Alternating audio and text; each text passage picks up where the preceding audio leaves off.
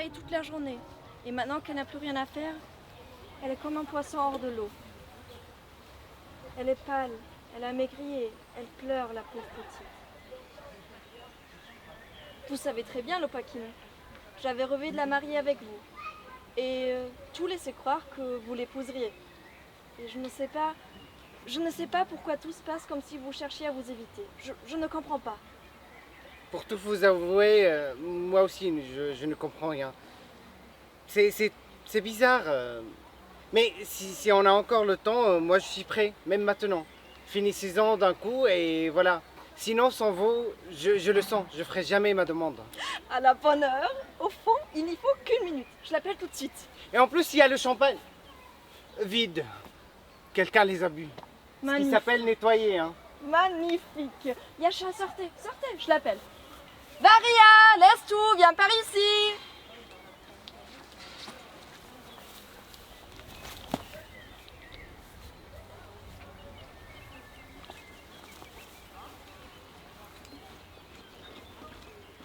C'est quand même bizarre.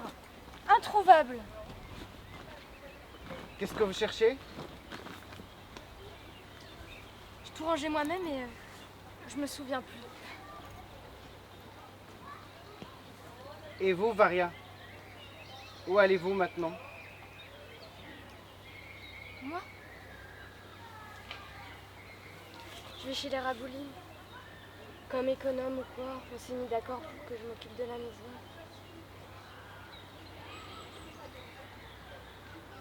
À Gachniveau? C'est à 70 km ça?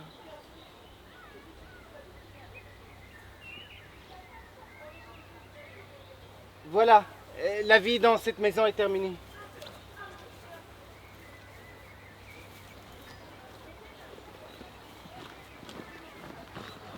Moi que j'ai mis ça dans la malle, je sais plus.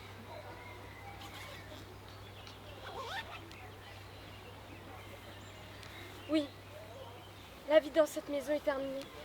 Il n'y en aura plus.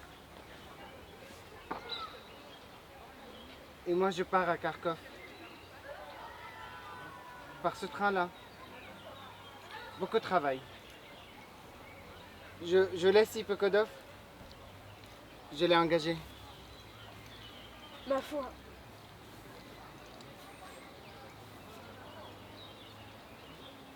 L'année dernière, à la même époque, il neigeait, si vous vous souvenez.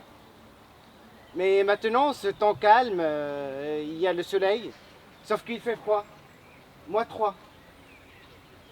Je me souviens plus. Et puis le thermomètre, il est cassé. Lopakhin. J'arrive. Alors?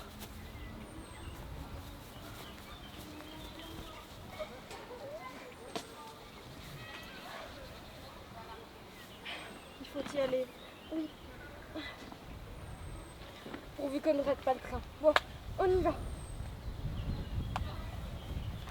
C'est bon.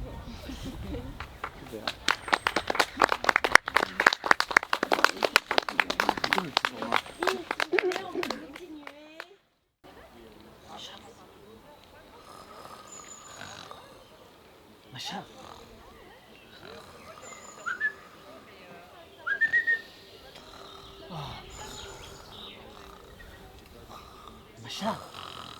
Macha. Mais non, c'est moi. Qu'est-ce qu'il y a, Semyon? Je voulais te demander, Macha, si par... Non mais Macha. Macha, tu redors déjà? Oh, Macha. Macha. Macha. Mais non, c'est moi. Mais c'est toi, Semyon? Mais oui, c'est moi, c'est Mia. Mais qu'est-ce qu'il y a, Semyon? Mais je voulais te Non demander... mais qu'est-ce qui t'arrive, Semyon? Senia? Mais attends, je voulais te demander, dis donc, le saucisson de foie de ce midi, il nous en reste? Le quoi? Je dis, dis donc, le saucisson de foie de ce midi, est-ce qu'il nous en reste? Non. Tu sais, Semyon, je m'attendais à tout venant de toi, mais que tu te mettes en pleine nuit avec une femme au dernier degré de l'épuisement à lui parler de saucisson de foie, Mais ça, venant de toi, je ne m'y attendais pas. C'est un tel manque de tact, un tel manque de tact. Moi, des journées entières, comme un cheval. Je ne sais pas, une fourmi, je travaille. Et toi, la nuit, au lieu de me laisser ne serait-ce qu'une minute de sommeil. Même au lit, tu me rends la vie tellement nerveuse. Mais Sémione, tu as tué dans mon cœur avec ce saucisson de foie-là. Tant de choses, mais comment ça se fait que tu ne comprennes pas, Sémione? Si toi, tu ne dors pas, laisse au moins que les autres dorment. Oh, Sémione, c'est toi que je parle, ou non? Sémione, tu m'écoutes ou quoi? Seigneur! Mais non, c'est moi. C'est toi, Macha? Ben oui, c'est moi. Oh. Qu'est-ce qu'il y a, Macha? Je dis, si toi tu ne dors pas, laisse au moins que les autres dorment. Non mais attends, Macha! Mais non, toi, attends! Mais pourquoi tu n'as pas mangé au moment où il le fallait? Mais Sémione, je crois que pour toi, maman et moi, on te prépare toujours ce que tu adores. Je crois que pour toi, on t'en met toujours le plus. Mais pourquoi maman et toi, vous m'en mettez toujours le plus? C'est pas un hasard si vous m'en mettez toujours le plus. C'est avec psychologie que vous m'en mettez toujours le plus. Non. C'est... Attends, Sémione. Mais non, attends, pendant que moi je suis là, sans témoin, à m'affamer, toi tu me rognes mes morceaux de saucisson de foie. Est-ce que je te les rogne tes parts, moi? Mais mon petit chéri à moi. Mais mange, je t'en prie, je vais te chercher ce qu'il te faut. Mon Dieu, c'est pas terrible de vivre comme ça tout de même.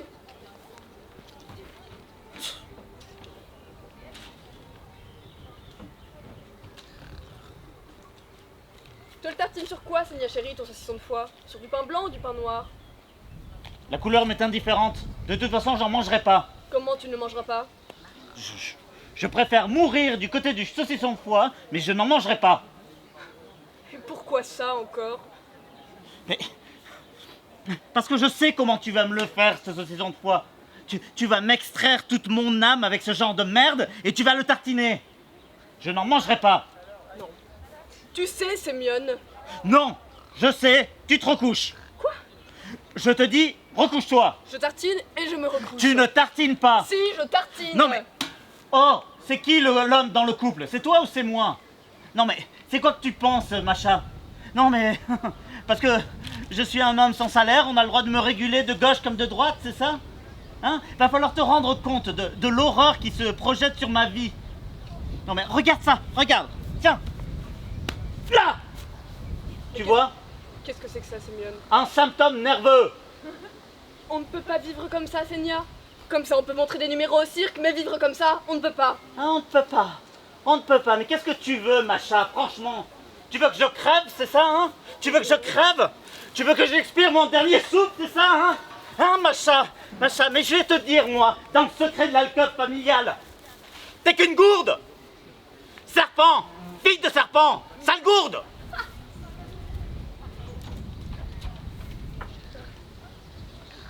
Mais Seigneur? Mais Seigneur?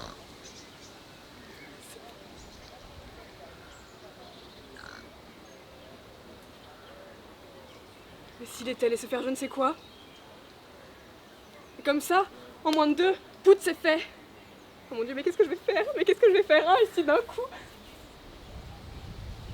Je cours réveiller Margarita Ivanovna qui lui enfonce la porte. Margarita Ivanovna! Camarade Kalabouchtine, camarade Kalabouchtine! Hein? Ce n'est pas une muflerie, Margarita Ivanovna, c'est moi! Quoi? Oui, c'est moi, Potekolnikova. Mais qui? Potekolnikova, Maria Lukianovna. Bonjour. Quoi? Vous m'êtes très indispensable, Margarita Ivanovna. Comment ça, indispensable? Et en tant que femme, Voyons, Maria Lukianovna, qu'est-ce qu'il y a? vous avez sans doute, Margarita Ivanovna, d'autres chats à fouetter. Mais pensez-y seulement, moi je suis une femme seule, toute seule au monde, et comment faut-il que je fasse, hein? Frottez-vous les yeux à l'eau froide, Maria Lukianovna. Quoi? Eh, mais Margarita Ivanovna, Moins fort que il le va diable. falloir, Margarita Ivanovna, que j'enfonce la porte. Mais calmez-vous, voyons. Oh. Bonjour. Que me vaut cette visite? Mais comprenez, il est en train de se tuer. Qui est en train de se tuer? Sémione Semionovitch. Mais où ça, il est en train de se tuer? Oh, ne me prenez pas en mal, Margarita Ivanovna. Au petit coin. Ça se fait, ça? De se tuer au petit coin? Et quel endroit vous reste-t-il quand vous êtes au chômage? Allons-y, Maria Lukianovna, on se glisse vers lui à pas de loup, comme cela.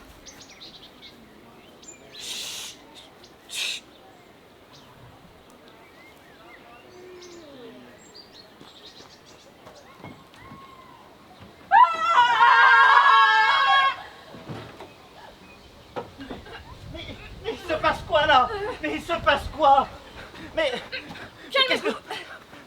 Ne vous inquiétez pas, Semyon Semyonovitch. Ne vous inquiétez pas. Qu'est-ce qui se passe? Qu'est-ce qui se passe? Laissez-moi. Lâchez-moi. Je ne vous lâcherai pas. Rendez-moi d'abord ce machin. Ce machin, mais quel machin?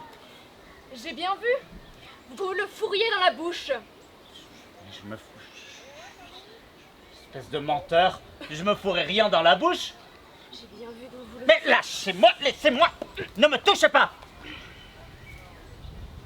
Je vous dis, ne me touchez pas. Bon, très bien. Je vous laisse, Semyon Semyonovitch, mais vous, promettez-moi, Semyon Semyonovitch, que vous, tant que vous ne m'aurez pas entendu dans l'entité, vous ne vous permettrez rien du tout sur vous-même. Je vous le demande, comme un ami, Semyon Semyonovitch, écoutez juste. Très bien. J'écoute. Merci beaucoup, Semyon Semyonovitch. Asseyez-vous, citoyen Podzekalnikov, et attendez une petite minute. Citoyen Podzekalnikov, la vie est belle. Qu'est-ce que vous voulez que ça me fasse? Et comment ça, qu'est-ce que ça vous fait? Citoyen Podzekalnikov, dans quel siècle vivez-vous? Vous vivez au siècle des Lumières, au siècle de l'électricité. Et si faute de paiement, on vous coupe l'électricité? Vous vivez dans quel âge? L'âge du siècle de pierre, ouais. Non, l'âge des cœurs de pierre, citoyen Podzekalnikov. Ça fait combien de jours déjà qu'on vit dans les cavernes? Ça vous coupe toute envie, même celle de vivre. Ne m'embrouillez pas, citoyen Podzekalnikov. Écoutez-moi juste. La vie est belle. Oui, j'ai lu ça dans le petit soviet. Ils vont faire un démenti, ouais. Eh bien, vous avez tort de le penser. D'ailleurs, ne pensez pas. Travaillez. Bah, les chômeurs n'ont pas le droit de travailler. Mais vous attendez toujours une autorisation. Sauf que dans la vie, Semyon Semyonovitch, il faut lutter. Allez, vous pensez que je lutte pas, là? Tenez, regardez. Et qu'est-ce que c'est? Un manuel d'apprentissage en 12 leçons du bombardon. Du quoi? Bombardon. C'est un instrument à vent. C'est de la musique. En 12 leçons, vous pouvez apprendre le bombardon. Et après, s'ouvre devant vous un pont d'or. Tenez, regardez. J'ai même fait un petit budget. Alors, attendez. Le voilà. Donc, 20 concerts par mois. À 5,50 € pièce. Au bout d'un an, 1320 roubles 50. Vous voyez? Il y a le budget, il y a le désir, il y a le manuel, il ne manque plus que le bombardon. Ça, c'est le sort commun, citoyen Podzekalnikov. Mais que faire? Malgré tout, il faut vivre. Bah oui, Comment ça, vous êtes d'accord? bien sûr, je suis d'accord. Donc je vous ai convaincu, oh merci, hurrah! Rendez le revolver, citoyen Podzekalnikov. Mais quel revolver? Mais ça vous reprend. J'ai bien vu que vous le fourriez dans la bouche. Mais je me fourrais rien dans la bouche. Je l'ai vu. Vous le fourriez dans la bouche. Mais pourquoi? Bah, comment ça, pourquoi? Tout le monde le sait que vous vous tuez. Mon Dieu, mais moi, personnellement? Et pourquoi je me tuerais? Comment ça? Vous-même, vous ne le savez pas? Mais non, je vous le demande. Pourquoi? Eh bien, parce que ça fait un an que vous n'avez plus de travail nulle part et que vous avez honte de vivre sur le pain d'autrui. Mais n'est-ce pas ridicule? Semyon Semyonovitch comme raison. Mais attendez. Qui vous a dit ça? Soyez tranquille. Maria Lukianovna. Sortez! Hors de ma vue! Mais attends. Allez au diable! Si vous ne sortez pas d'ici, je me tue! Vous entendez? Au bout de 3, si vous ne partez pas, je me tue, séance tenante. 1, Je m'en vais! 2, 3.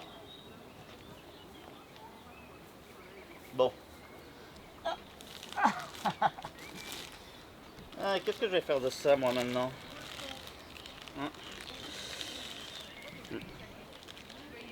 Ouais, ni vu ni connu. Bon. Maintenant, comment je vais montrer à Maria la honte que j'ai de vivre avec elle?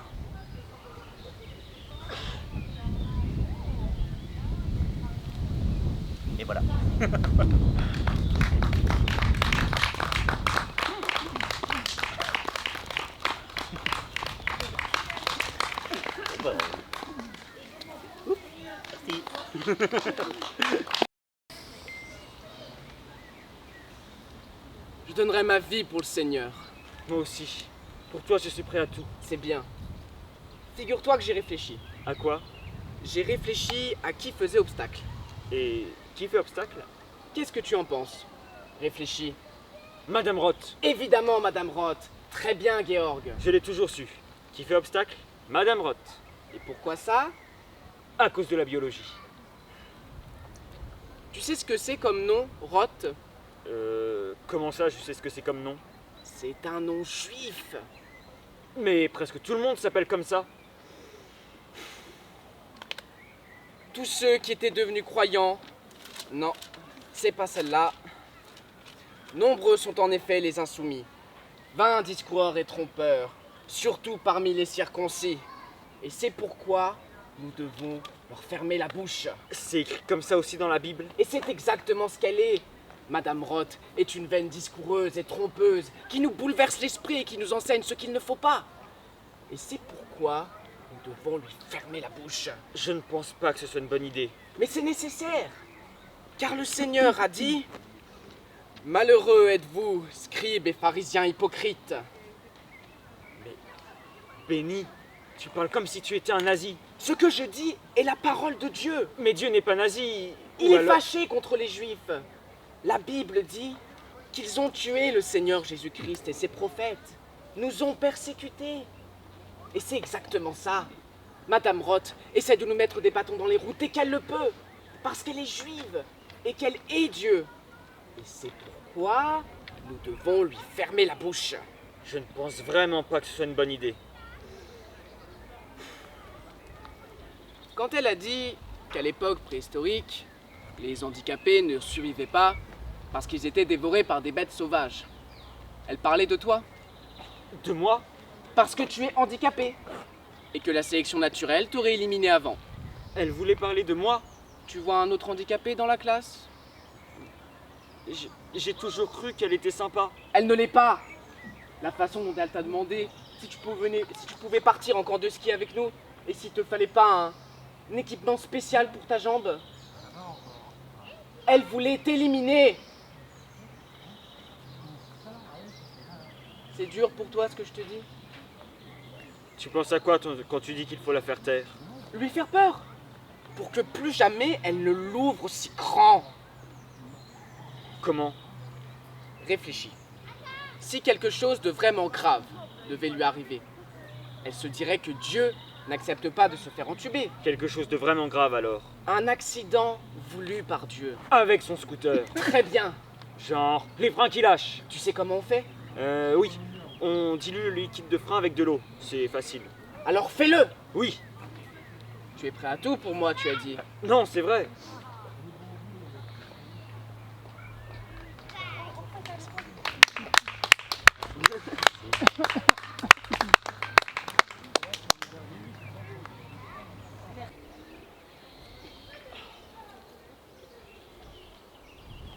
C'est bon, vous pouvez y aller.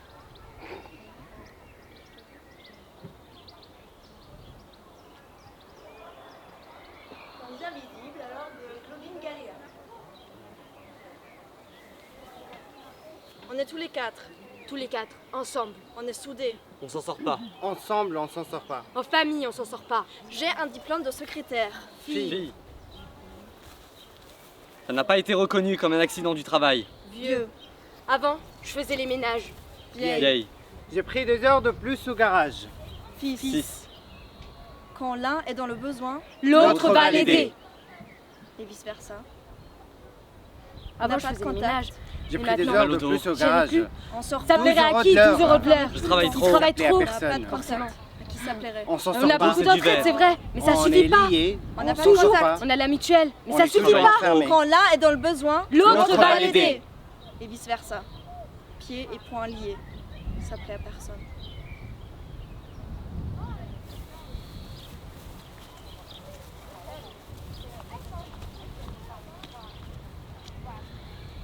Aller à la cueillette des champignons fait pousser les champignons. C'est ce C'est ce qu'il dit le patron. J'ai traversé la forêt, j'ai jamais vu de champignons. J'ai traversé l'autoroute à 8 voies, il n'y a plus de bois.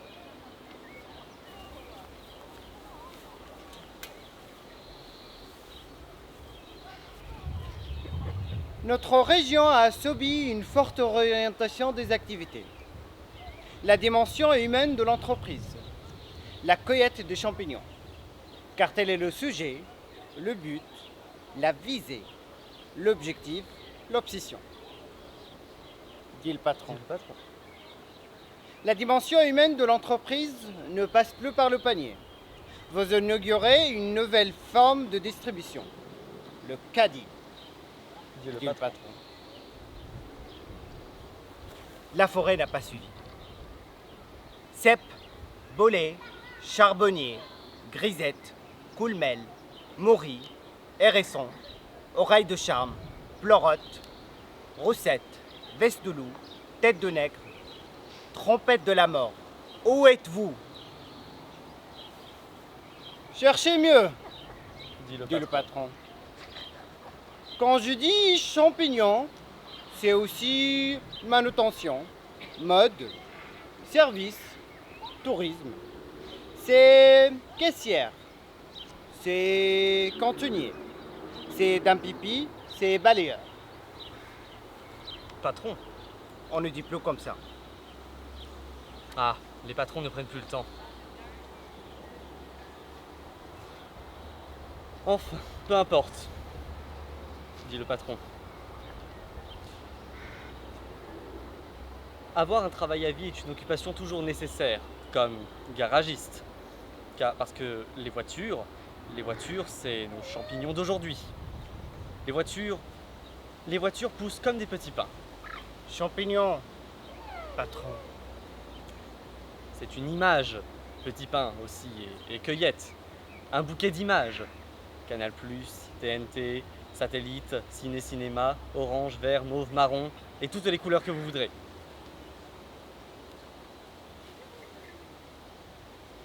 Aller à la cueillette des champignons fait pousser les champignons. Répète à l'envie le patron. Les champignons se portent marron. Et les marrons, quand vous n'allez pas tarder à l'apprendre, ne sont pas des châtaignes. Tandis que les patrons vont en voiture à la cueillette de champignons, dans des forêts spécialisées et réservées. Les forêts pour patrons qui appartiennent aux patrons. Ainsi, le cycle de rotation dans la production et la reproduction est naturellement préservé.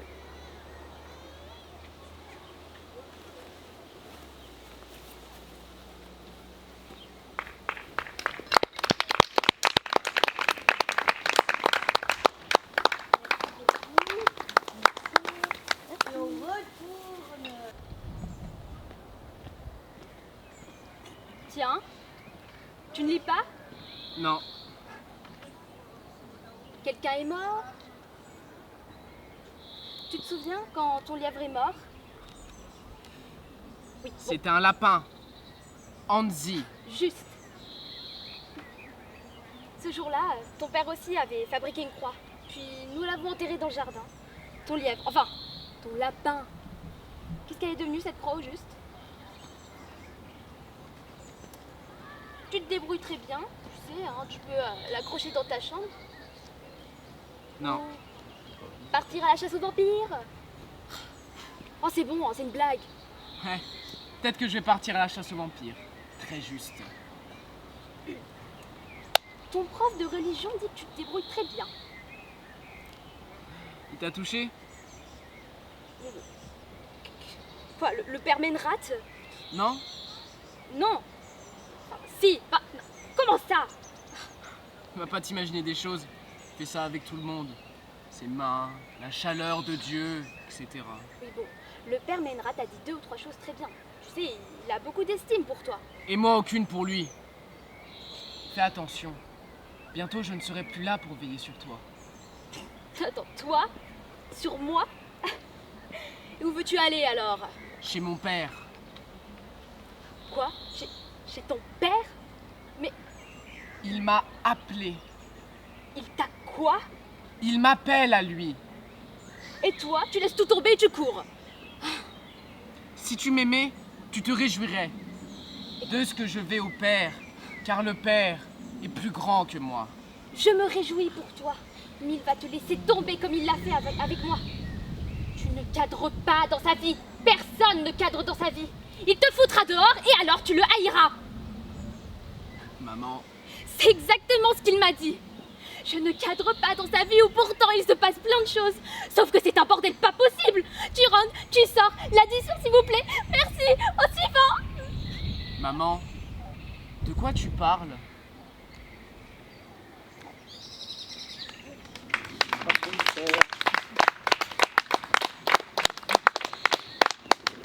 Vous m'avez dépassé la rue de la Forêt. Et sans casque. Mon père en portait un. Et bah, tu vois, ça je comprends pas parce que ton père. Enfin, c'était ton père. Oui, mon père, c'est sa moto. Ok, alors pourquoi est-ce que lui avait un casque et pas toi? Parce que sinon j'arrive en retard. Si tu portes un casque? Non, si je viens à pied. C'est pour ça qu'il me fait monter à l'arrière de sa moto. Bah, c'est très gentil de la part de ton père, mais imagine que tu passes sous un camion, sans casque. On peut en mourir, tu sais? Ça ne fait rien. C'est ton père qui dit ça? J'en ai pas de casque. Je vais devoir en parler à ton père. Hein. Non, s'il vous plaît. Il arrête pas de dire qu'il va m'en acheter un. Bah alors qu'il le fasse. Mais je ne porte jamais de casque. Mais pourquoi? Parce qu'on a l'air d'un handicapé avec un casque. Qui dit ça?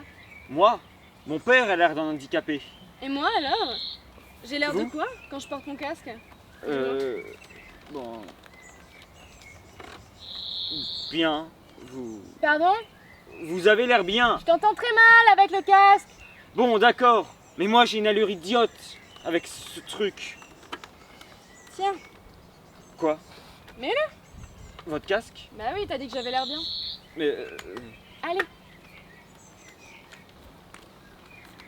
Attends, je vais te dire. Voilà, t'as une allure de pilote comme ça. Idiote! Mais non, de pilote, t'es aux commandes d'un bombardier. Mon père veut que les autres soient impressionnés quand je viens au lycée. C'est pour ça qu'il me met à l'arrière de sa moto. Mais avec cette espèce de saladier sur la tête, autant que je vienne à pied. Et bah moi, je trouve que t'as une allure superbe. Hé, Guillaume, tu m'entends? Oui. Et je suis vraiment impressionnée, ça te va super bien. Ah bon? Mais oui. Avec ça, je peux t'assurer que personne va se moquer de toi. Parce que c'est votre casque.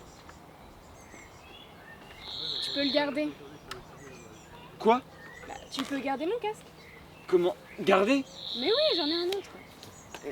Il est à vous. Il était à mon ex-ami, il était temps que je m'en débarrasse de toute façon. Mais- Prends-le, va. Mon père, si j'entravais avec, il ne le permettra jamais. Tu me le rendras le jour où t'auras le tien, d'accord? Le jour où... Bien. Bien. Maintenant, j'ai une allure d'ex-ami.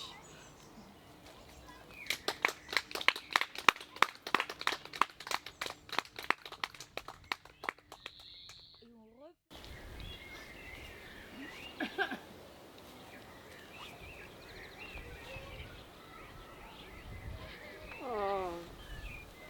Tu es malade? Et tu ne peux pas aller à l'école aujourd'hui, tu es malade. Reste au lit. Tu seras bien dans le lit, tu seras bien. Tu veux venir dans le mien? Tu seras bien dans le mien. Oh oui, tu seras bien. Oh. Puis il est grand.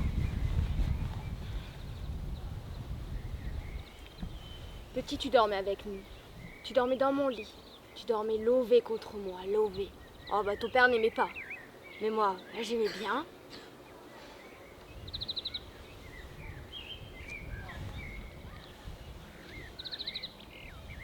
Tu es bien là dans mon lit? Je me recoucherai peut-être un moment avec toi. Je ne dors pas bien, ton père ronfle et puis je dors pas sur le canapé. Je vais te faire du chocolat. Oh. Tu as de la fièvre? Le front brûlant? Oh mon chéri, j'aime quand tu es malade. Je peux t'embrasser quand tu es malade. Et j'aime t'embrasser. C'est une journée merveilleuse.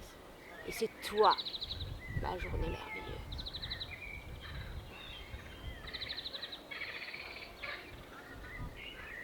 Je suis partie au travail. Ton père fait mon secteur, ta soeur fait son secteur, et puis ton frère est au garage. Journée de travail continue, journée continue. Bonheur continue. Et c'est toi, mon bonheur.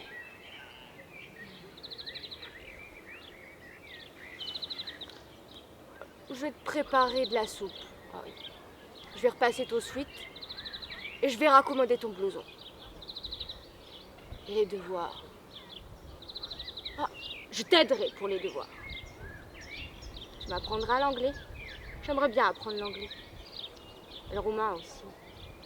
On est parti en Roumanie avec ton père.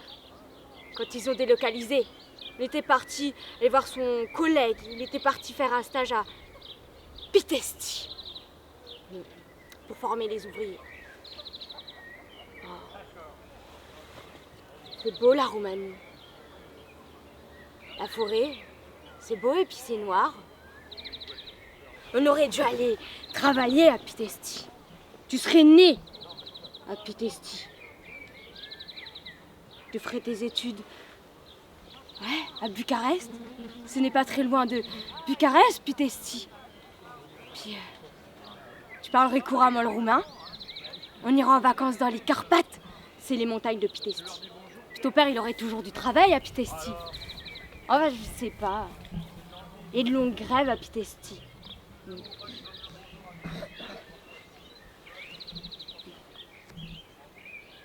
Tu vois, le t-shirt dans l'armoire, je l'avais acheté pour toi, quand tu arriverais. Maintenant, il est trop petit. Il est toujours beau, il est neuf. Bientôt, tu seras grand. Tu parcourras le monde. Tu iras à Pitești. Ah oui. On avait bu du thé très noir à Pitești avec ton père. Tu me rapporteras du thé. Et de la vodka pour ton frère et ton père. Et un foulard pour ta sœur. Ton père m'avait offert un foulard à fleurs.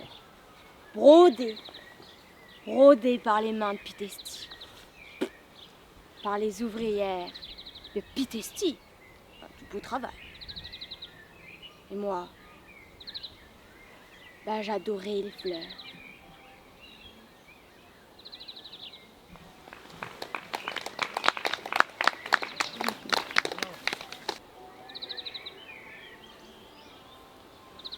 Cessation individuelle du travail. Forte baisse dans mon secteur d'activité. Surcharge. Dépression. Tout s'explique. Je fais la grève. La faim tenaille mon corps, mais je résiste.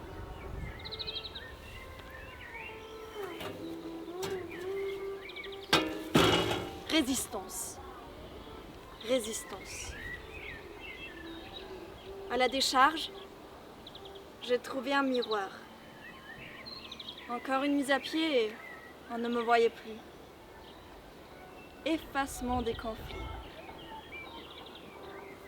Dans le miroir en pied, je me vois en entier. Débrayez, mademoiselle! Changement de vitesse. Je prends des leçons de conduite. C'est la condition de ma remise sur pied. J'ai payé en nature, mais la valeur d'échange est bonne. La meilleure sur le marché actuel. Davantage. Nous prenons chacun notre pied. Ma croissance est sauvage. La rage tenaille mon corps. J'embraye, j'accélère. Le changement est spectaculaire. La faim tenaille mon corps, mais je résiste. Baisse tendancielle du taux de profit. Résistance. Suppression des flux tendus. Résistance. Refus des graisses supplémentaires. Véloce je serai. Féroce. La faim tenaille mon corps, mais je résiste. C'est un boulot à plein temps, un boulot acharné. J'ai la situation bien en main. Mon investissement est total, mes objectifs illimités. Je tire mes dividendes. Je prends ma vie à bras le corps, je m'autogère, ni à vendre, ni à prendre. La rage tenaille mon corps. Je ne suis pas une concession. Annulation de la dette, réappropriation de mes biens. Au printemps, j'éclorai. Je suis une bombe. Je suis une bombe!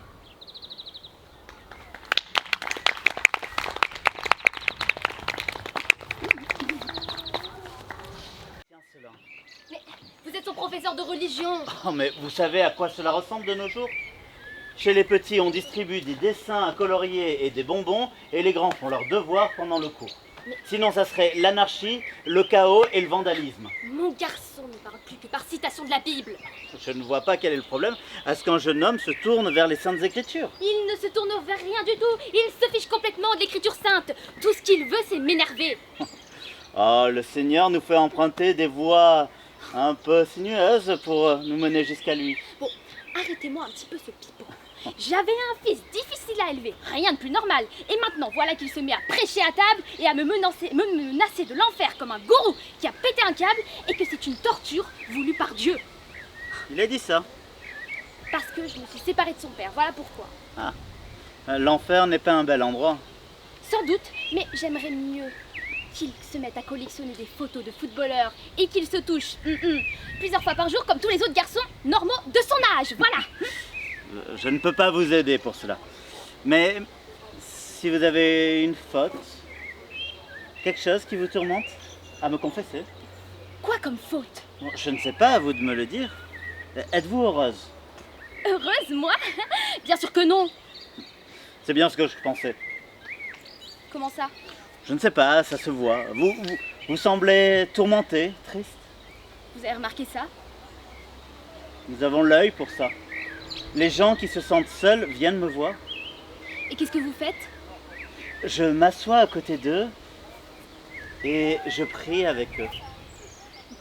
J'ouvre une petite porte et le Seigneur rentre dans leur cœur. Vous êtes sans doute obligé de dire ça, mais moi je n'ai pas la foi. Benjamin me le rappelle tout le temps. Mais vous avez plus de foi que vous ne le pensez. C'est une bonne chose d'être dans la main de Dieu. Lorsque Dieu est avec vous, il vous aide à porter les problèmes de votre vie. Être dans la main de Dieu vous apporte un soulagement. Les gens qui prient vivent plus longtemps. C'est prouvé scientifiquement. C'est vrai? Voulez-vous prier avec moi? Ça me mettrait très mal à l'aise. Vous pouvez fermer les yeux. Vous ne verrez ni cette église, ni moi-même. Écoutez, je ne m'agenouillerai pas. Je vais maintenant poser ma main sur votre tête. Fermez les yeux. Je vais vous donner ma bénédiction. La chaleur de ma main est la chaleur de Dieu. Et voilà.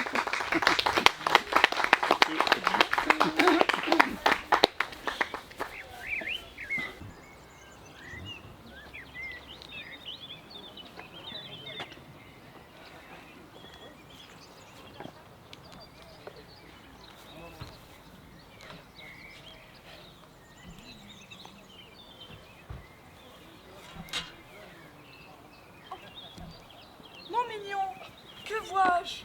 Ivan Vassilievitch? Oh, voilà vraiment une surprise, mon vieux. Tout à fait heureux. Comment allez-vous? Je vous remercie. Et vous, comment vous portez-vous? Oh, nous allons tout doucement, mon ange, grâce à vos prières et ainsi de suite. Asseyez-vous, je vous en prie de la façon la plus instable. Mais, mon mignon, pourquoi venez-vous si officiellement? En habit, gants blancs et ainsi de suite. Vous allez quelque part le jour? Je ne viens que chez vous, estimable Stepan Stepanovitch. Alors pourquoi en habit? Tout comme au jour de l'an, pour les visites. Voilà ce qu'il y a. Je suis venu chez vous, estimable Stepan Stepanovitch, pour vous importuner d'une demande. J'ai eu l'honneur plus d'une fois de faire appel à votre aide. Et vous avez toujours... Oh, excusez-moi, je suis agitée. Je vais boire un verre d'eau. Oula, il vient m'emprunter de l'argent. Je n'en donnerai pas. De quoi s'agit-il, mon beau? Voyez-vous, Uvajaï Stepanovitch, Stepan Uvajaïvitch, excusez-moi, je suis agitée. Oh, n'allez pas chercher si loin, mon vieux, parlez. Alors?